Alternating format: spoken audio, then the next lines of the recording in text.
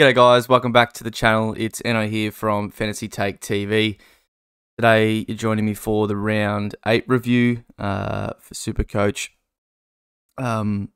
Decent week for myself, a monster week for a lot of people around me. When you're scoring 2,400 and it feels bad, then you know a lot of people are doing really well this year. There's well, all the leagues just plastered all over the leaderboards with our community doing well, and then a few people that I know closer, like Locks inside the top 10, so well done to him, and a few others from the community are doing really well. Another one of my mates, Zach's in the top 100, so big year for a lot of people. A good start to the year, I guess, 2 months in, but obviously some important decisions to be made soon, and the buy's coming up as well, so still, you know, if you're behind, there's some chance to make up ground, or if you're ahead, that's the idea, that's the key, I guess, to stay ahead. And sucked into Sammy and Bam for losing in draft as well. So, okay. All right. So I mean, you see there, I went into what 1800th. I was 2,700th last week, so top 5k rank for the round, which is good, but there was a lot of big scores, and you know, JD, George, they went over 2,500. Major reason to that is because I don't own that seagull down at North Melbourne. It was my sister's birthday Sunday night. I've been busy a lot on the weekend, and then even early this week, so videos out a bit late, but I wasn't watching the game, and you know, check my phone and I see blokes on freaking 90 at half time. I'm like, You live and you learn. Well, I won't learn because I still won't get him, and I won't ever touch the bastards. But that looked, I didn't watch it, as I said, but that must have been the worst game of the year for sure. Looking at those scorelines and that sort of jazz. But he's gone now. He's going to be monster price this week and beyond. So yeah, he was under an injury cloud anyway. And my trades last week were bringing in Sinclair and Chincotta, and it was yeah, look, obviously hindsight, great. If I got Zeeble over Sinclair, would have been a great move, but didn't opt for that. Was able to loop Ashcroft, which I guess helped me in a week where obviously I didn't own someone like a Zeeble. And then actually, this is wrong. My captains, it was Timmy, and then I looped him. Little scaredy cat that I am. Didn't obviously go for Oliver, which I had him on, so obviously lost a bit of 18 points there. Didn't really consider Bont because thought he might get tagged, but Bont is Bont this year, and he's heading back towards the Brownlow that he should have got in 2021 before he got injured. So he's a man on a mission, and this week I can tell you now I'll be doing that, and I won't be wavering. So we're starting defence. Dawson has been a revelation in the midfield for the Crows. It's been unbelievable. Didn't catch much of the game, but he's just been awesome ever since. I mean, awesome player in general, but now just adding to his impact and what he can do around the ball. Nick got a bit of attention yesterday, I believe, and then you know, still worked his way to another 27 touches, but that's fine. Still averaging 120 on the year after a couple of down games, so ridiculous. No need to worry about him. Sinclair, yeah, as I said, trade him in this week, and then he played literally midfield for the whole second half again, but like bulk, like not stints. Is annoying because behind the ball in defence, he'd be easily a top 3 or 4 defender. It's just not happening all game at the moment. It's just a bit annoying. So,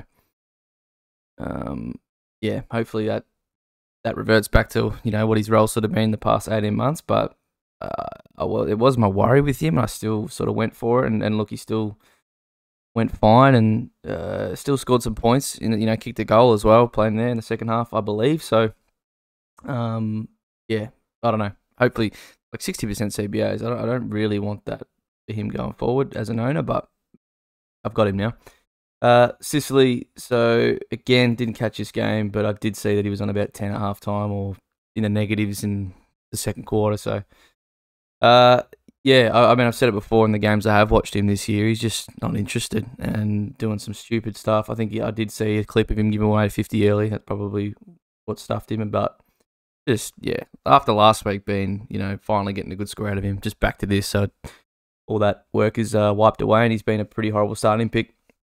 It just comes down to how long we'll hold on to him, really. Is he going to stay in this role all year? Is he going to switch at some point? We'll know, we'll see. But for the foreseeable future, he'll be a premium for us. Chincotta, really good. I like him at the level, actually, and for what Carlton are doing, I did watch all that game on Friday night. He needs to stay in the team for the rest of the year, the way he's going and compared to the rest of them. So, they'd be happy with him. Bont, as I said, didn't catch it, but masterful. Like, I saw the stats, 29 contested, just a clearance machine at the minute, and putting the team on his back, really, and willing him to win. So, looks destined for 130 average this year if he can keep it up, doesn't get injured, and I think he'll finally do it, which is funny. He never gone 120 before, just fallen short, I think. And then this year he'll probably shoot that and go 130. So, love the Bont. Clary as well, just ticking along nicely. Walshy, interesting here that his CBA is well up a little bit, but I believe his forward time overall was still above the threshold, so he's really looking like he's going to get forward status. So I guess a slight positive for me. I already have him. If he can hold his price, that would be quite good as well, because obviously others will have to find a way to pay up for him. But was okay. Like, some of his ball use isn't great, but works extremely hard. Tackles, he's at every contest. Starts half forward and just attends every stoppage. Like, watching the game and him particularly, like a bit of a hawk in the first half.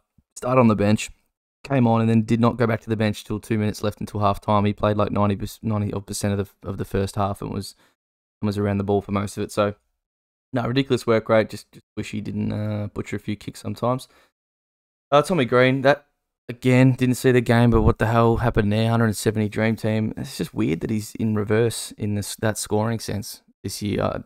You think some more contested ball and 3 goals. So anyway, I'm not sure what happened there, but been a great starting pick, and looks to go 110 plus for sure, and then just depends how high. Can he push 115 by the end of the year? We'll see. Rosie was I saw a little bit of this actually, and didn't start too well, and then came home strong. I assume I didn't see the end, but I did see he kicked a goal.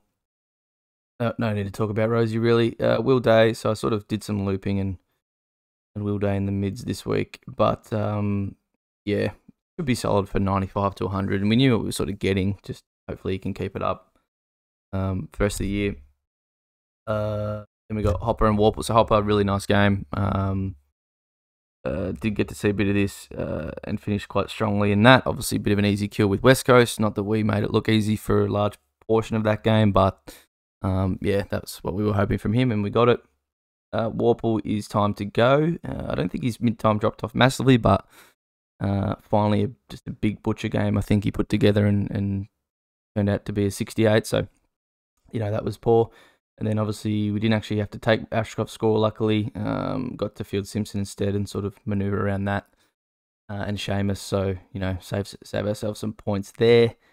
English is a cheat code, and Rowan battled through pretty well and then rolled his ankle at the end. But supposedly he's all good to go this week. Timmy has been awesome. Like, besides his, occasional turnover, maybe more than occasional, but everything else he does is absolutely superb. And if we didn't have the men, like, he'd be top 2 in our BNF quite easily, like comfortably, to be honest. Now, looking at Baker, maybe dropped off a bit. Jay hasn't been that good in, half the games at least. So Timmy's easily been our best player this year, in my opinion. And he's like the 6th or 7th scorer in Supercoach. So great pick, 630k. That's ridiculous. So well done to Tim. Dunks was huge on Friday night. Missed another VC there. Would have honestly gone bigger too, if not for his ball use at times. Bit in a similar vein to Taranto. Pretty bad kicks, but did everything else well. Tackled, a lot of marks around the ground. Get involved in a lot of cheap stuff, which is good, obviously, for fantasy. So huge from Dunks. Errol the same. What the hell? Like, the forwards just went massive this week, and another one that I didn't have in Zeeble, but some people would be looking at some monster forward lines this week with, Errol having 38 in the wing or whatever. Didn't play midfield really at all.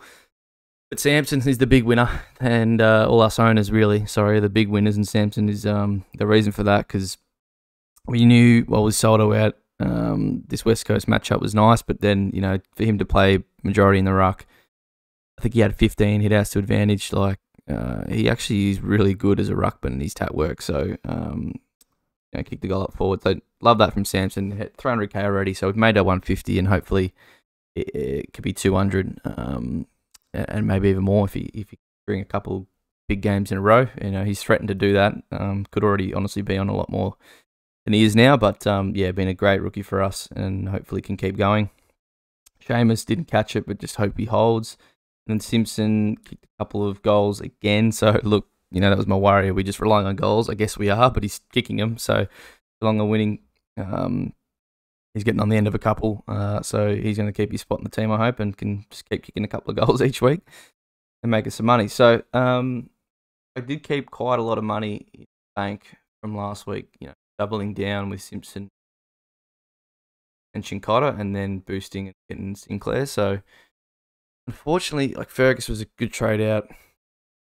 Debtors obviously, but DELIGHTLA did go well, who I also did trade out, fortunately. But, you know, I'm still happy that I did that, got the upgrade done, and now this week sets me up well to go. If I just put Ashcroft on here, Warple and Ashcroft out. Now, I thought I might be able to do just 2 trades here and get the 2 that I'm after in Mills and Brayshaw.